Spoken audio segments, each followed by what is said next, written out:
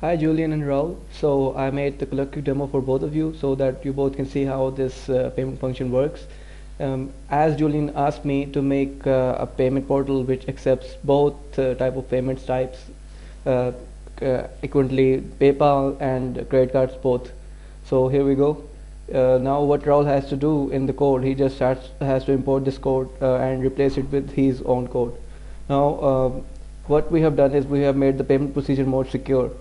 The user will only have the option to click a button on your site, and what Raul has to do is integrate the code, all the payments and all the items inside the code. Here is the code. I'll come on the code after a while. First I'll show you a brief demo.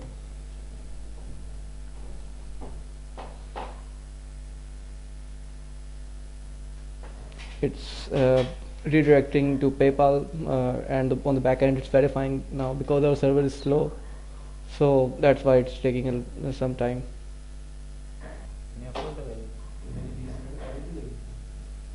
Yeah.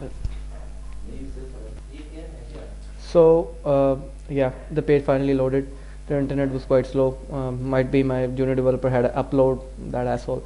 Okay, so sorry for the language. I was quite frustrated on him. So now you just need a PayPal account to initiate the payment, and okay.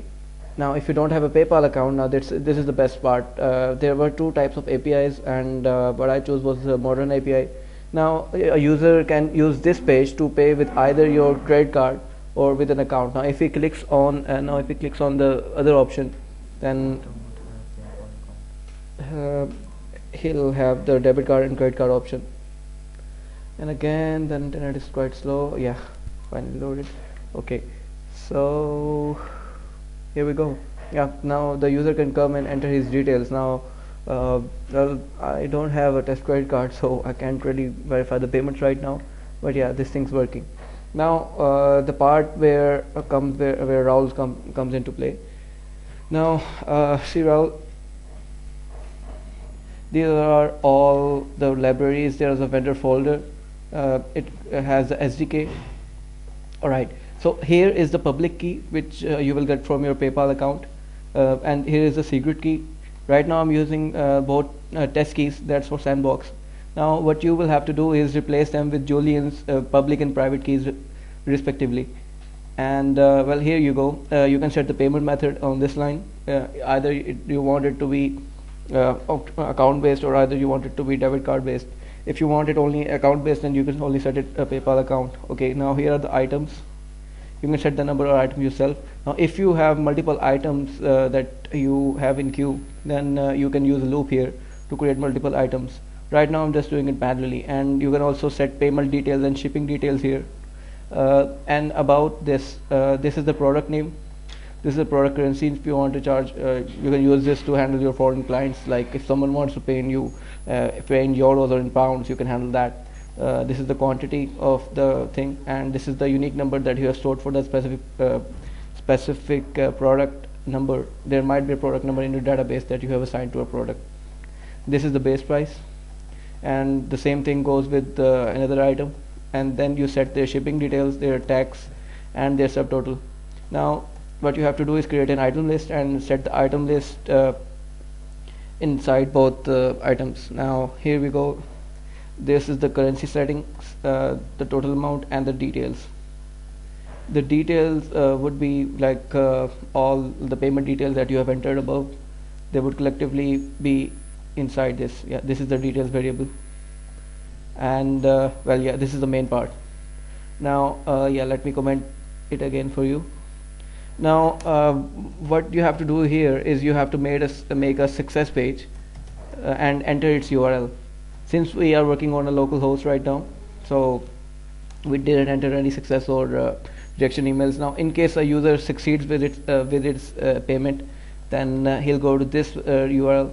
And if a user couldn't do his payment, or he cancels it midway and the payment is not committed, then the API would redirect him to this URL, the set cancel URL.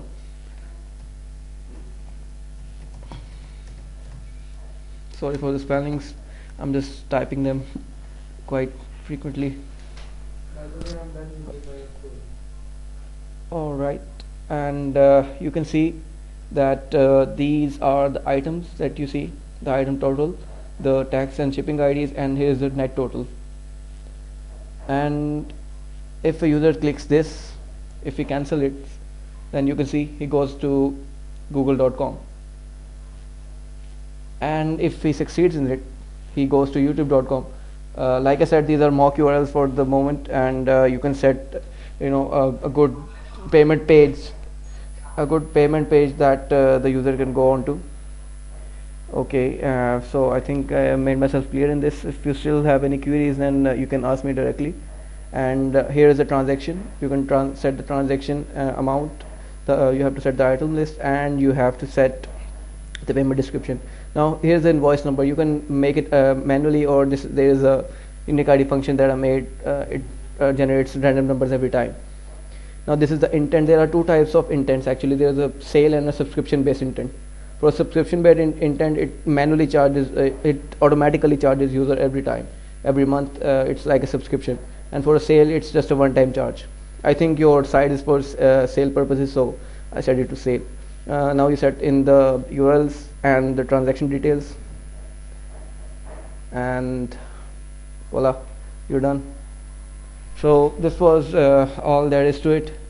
Now I'm sharing the code with you, and if you have any other queries, then we can talk about it and resolve them. Thank you. Goodbye.